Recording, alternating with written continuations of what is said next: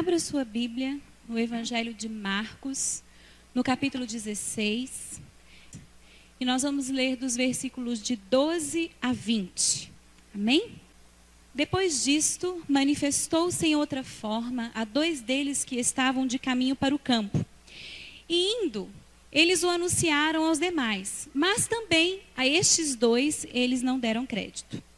Finalmente apareceu Jesus aos 11, quando estavam à mesa, e censurou-lhes a incredulidade e dureza de coração, porque não deram crédito aos que o tinham visto já ressuscitado. E disse-lhes: ide por todo o mundo e pregai o evangelho a toda criatura. Quem crer e for batizado será salvo. Quem, porém, não crer será condenado. Estes sinais hão de acompanhar aqueles que creem em meu nome. Expelirão demônios, falarão novas línguas, pegarão em serpentes, e se alguma coisa mortífera beberem, não lhes fará mal. Se impuserem as mãos sobre os enfermos, eles ficarão curados. De fato, o Senhor Jesus, depois de ter-lhes falado, foi recebido no céu e assentou-se à destra de Deus.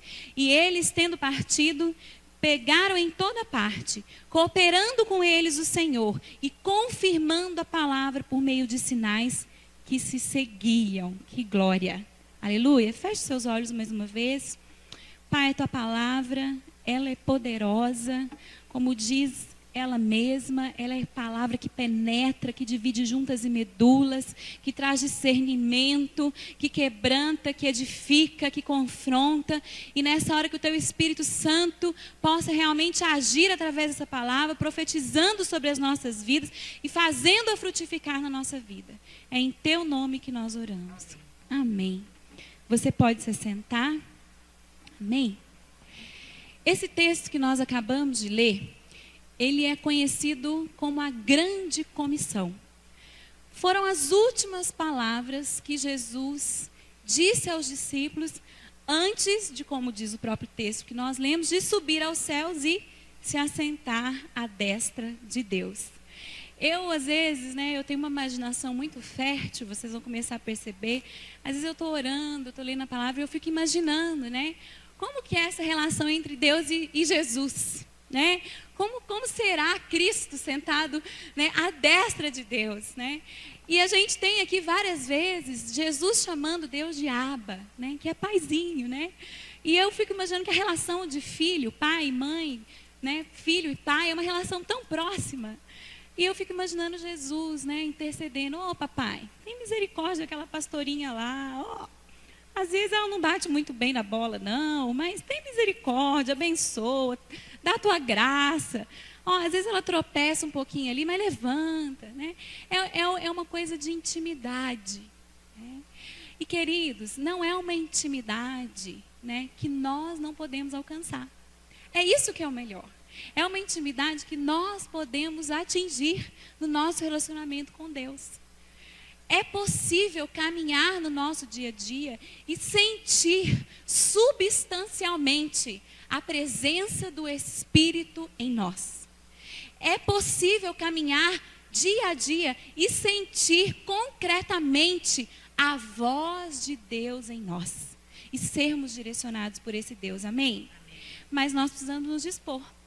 Nós precisamos nos colocar tal como Jesus se colocou dentro da vontade do Pai. E Jesus, ele falava muitas vezes para os discípulos: eu só faço aquilo que o Pai me manda. Eu só caminho por onde o Pai me leva. Eu só medito e prego aquilo que o Pai me ordena. E nós podemos viver essa dimensão. É uma dimensão que Cristo viveu enquanto homem nessa terra. E se ele viveu, nós também podemos viver. Amém? Amém. Amém? Glória a Deus. Mas esse texto que nós lemos também nos convida a pensarmos um pouco sobre a nossa vocação. Qual é o nosso chamado?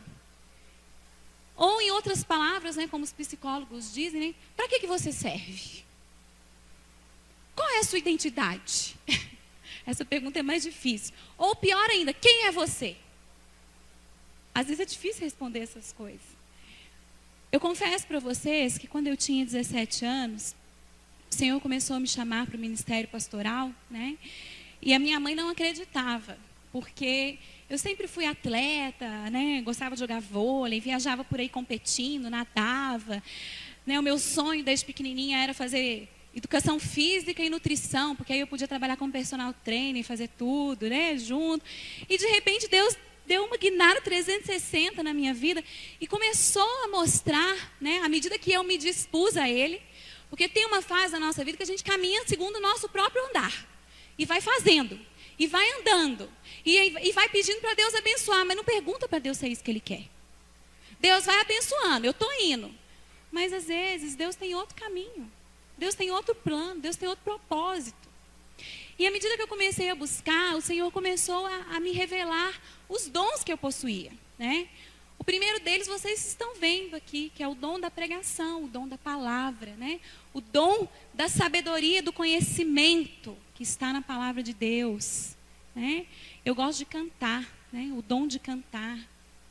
Eu gosto de trabalhar com crianças. Eu sou professora também, viu, Marilene? Eu já começou a falar mal de professor, já fiquei meio assim, né? Falei, opa, o que vai vir aí, né?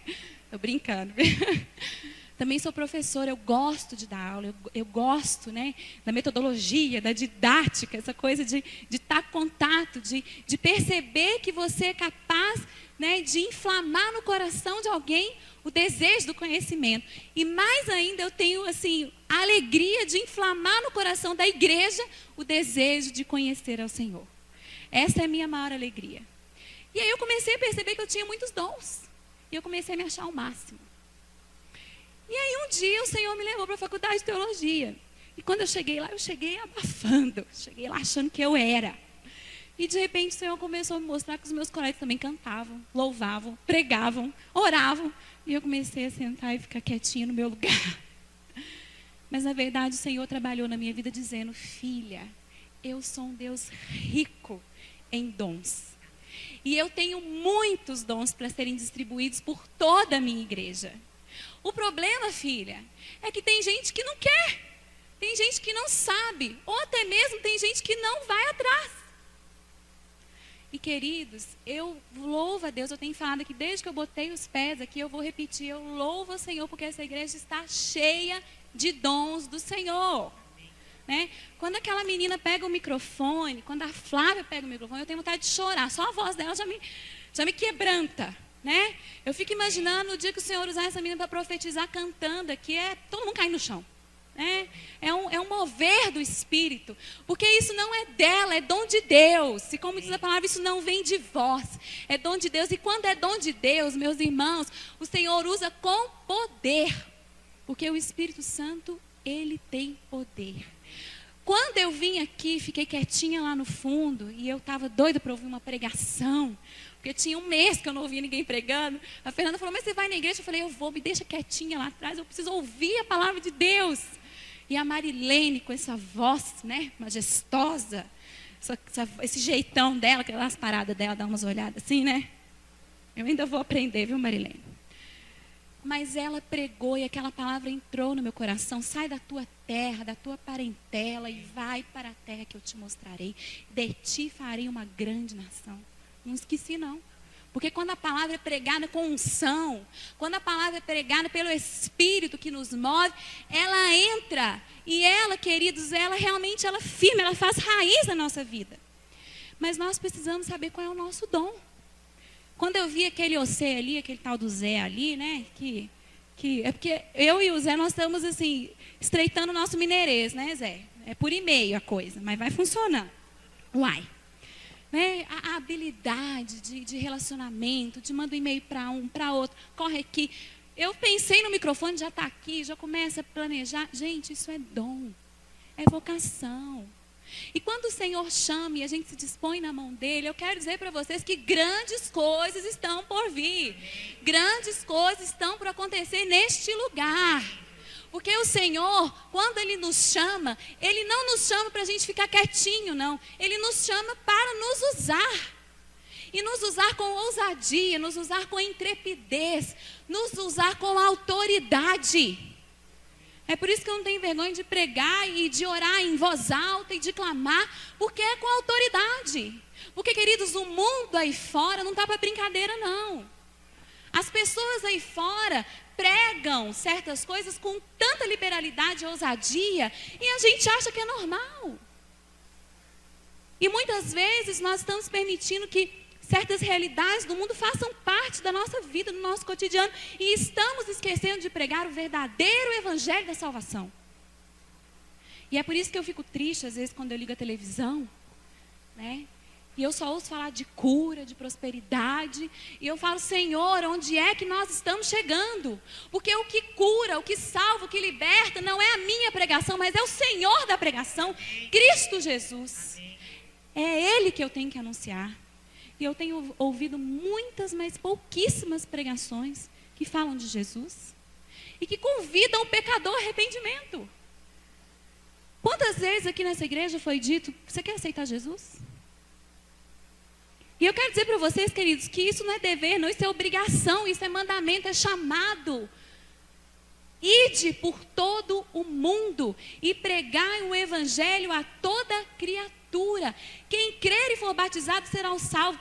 Quem, porém, não crer será condenado. A gente esquece de ler essas coisas. E eu falo, Senhor, eu quero que a humanidade te conheça. Eu quero que o mundo creia que Jesus Cristo é o Senhor. E, queridos, quando existe verdadeira conversão, o mundo muda. E é por isso que muitas vezes eu fico triste de ver uma marcha para Jesus com 1 milhão de pessoas, mas as pessoas não mudam. Não muda caráter. Não muda relacionamento. Não muda o casamento. É um evangelho fraco, falso, sem poder do Espírito. Porque não estamos buscando verdadeiramente viver e exercer o dom que o Senhor tem nos dado. Esse texto que nós lemos aqui, queridos, ele nos revela algumas coisas muito tremendas, que às vezes a gente, né, já está tão cansado de ler, já sabe de cor, né? O pessoal aí de quarta-feira, os versículos na ponta da língua, tá? Por favor, vou cobrar, não esqueci. Queridos, a gente esquece de atentar. Por exemplo, uma das coisas que esse texto nos revela é a respeito da nossa pequenez de fé. Porque os discípulos caminharam 3 anos, manhã, tarde e noite com Jesus. E Jesus falando, olha, eu vou ter que morrer, e depois de 3 dias eu vou ressuscitar. E Pedro lá conversando com Jesus, mas Jesus, fica aqui sentado, né? A gente monta um trono para o Senhor. E Jesus fala assim, arreda Satanás. Jesus é meio durão às vezes, né? Você não está entendendo, né? Você não está entendendo. Não é esse meu chamado. Não é essa minha vocação. Não foi para isso que eu vim. Eu vim para morrer.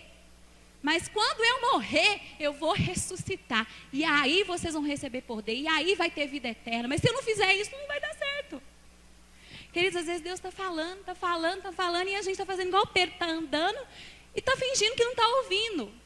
Ou porque, muitas vezes, nós somos de dura serviço. Porque já sabemos o que queremos fazer e vamos em direção àquilo e Deus que se lasque. E eu confesso para vocês que em momentos da minha vida, Deus tem que quebrar minhas pernas, né? Filha, não é por aí. Fica calma. Ora, né? Não age com ansiedade. Busca o que eu vou direcionar na sua vida. E, queridos, a primeira coisa que a gente vê aqui é que Jesus aparece lá no versículo 14 aos discípulos e ele censura os discípulos. Pensa bem, Jesus ressuscitado, glorioso, majestoso, o povo feliz que Jesus estava lá. Ele fala assim, vocês são tudo homens de pequena fé. Vocês não creram, vocês são duros de coração. Essa palavra entrou, já estava meditando, estava orando, eu falei, Senhor, me perdoa, porque às vezes eu sou dura de coração. Porque às vezes eu quero fazer aquilo que eu quero e não aquilo que o Senhor quer para a minha vida. E, queridos, sem fé, nós não podemos agradar a Deus.